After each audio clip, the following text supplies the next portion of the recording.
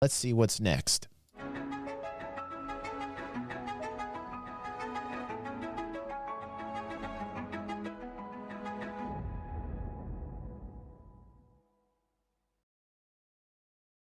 Well, this is interesting news. I saw this come across the way on my feed about 2 days ago from Camural, who's a German content creator, does a lot of testing on ships. I appreciate. I don't agree with some of his opinions about the game, but he's got a news piece here that Carl Jones, the chief security officer, left Cloud Imperium Games. Now, I believe Carl was the dude who was responsible in gamifying the entire ship sales portion of Star Citizen. So he's the guy who's the evil overlord, or was the evil overlord of gamifying the system. As much as I hate to talk about this portion of game development, he did do what he needed to be done to bring in revenues for Cloud Imperium, man. He fucking gamified the shit out of it.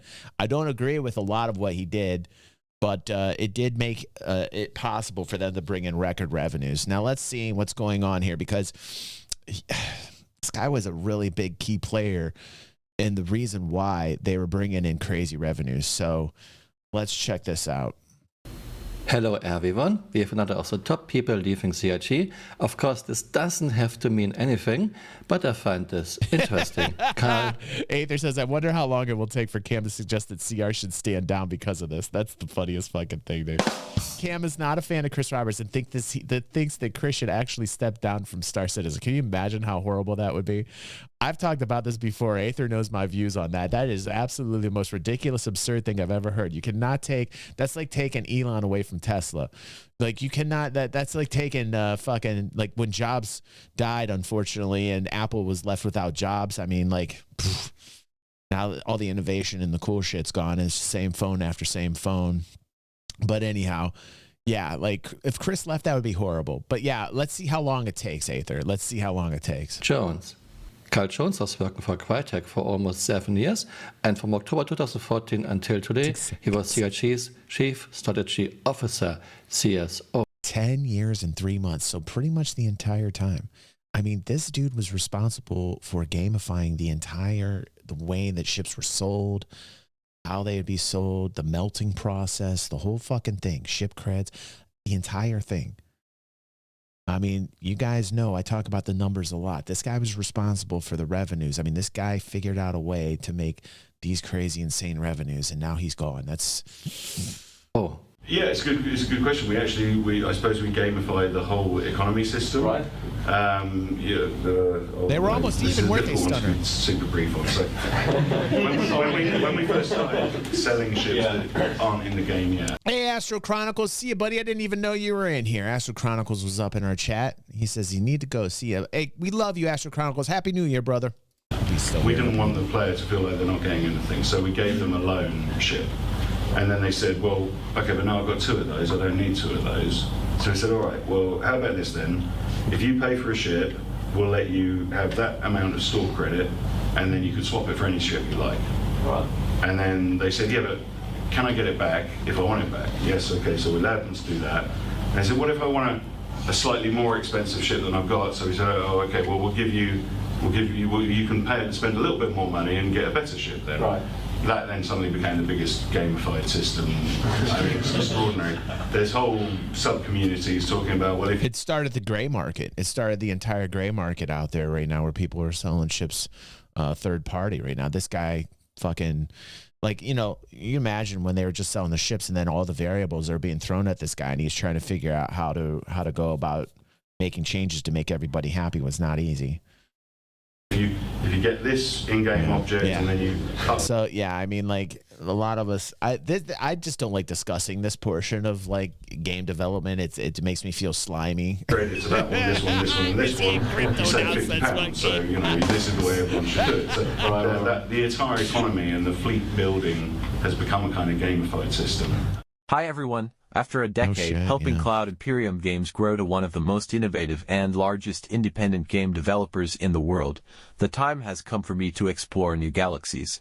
In my time at CIG, I've been lucky to work with the best people I've ever come across in games tech, art, design, production, audio, online operations, corporate administration, marketing, finance, law, and publishing. I've spent time working in BizDev, marketing, operations and strategy as VP of BizDev, CO and CSO over the last 10 years. I've helped the company raise roughly $1 billion from various sources including crowdfunding, investment, online game monetization, merchandise and partnerships, growing our business in every... I mean, I'd personally rather hear Camural, even with the German accent, read this over AI. Just to let you know, Cam, if you're watching, like, just don't worry about this, dude. I like your accent. Just read this shit. The AI is really kind of making this difficult for me. ...region on our planet. As COO, I helped the company grow to over 1,100 highly skilled and experienced staff in 5 studios across the world, including building benchmark, multi-million-dollar studio spaces in Frankfurt and Manchester.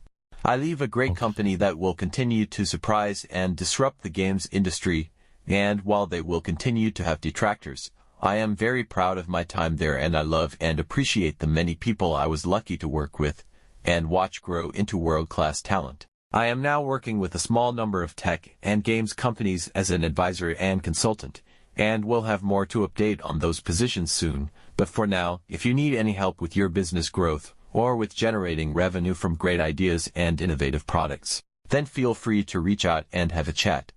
Well, so interesting. So basically, he's getting a bigger paycheck from somebody who realized this guy could make millions, billions, possibly billions. I mean, like, we never got to the billion mark yet on Star Citizen, but you can see that the proof's in the pudding. This guy brought in hundreds of millions through the way he gamified ship sales.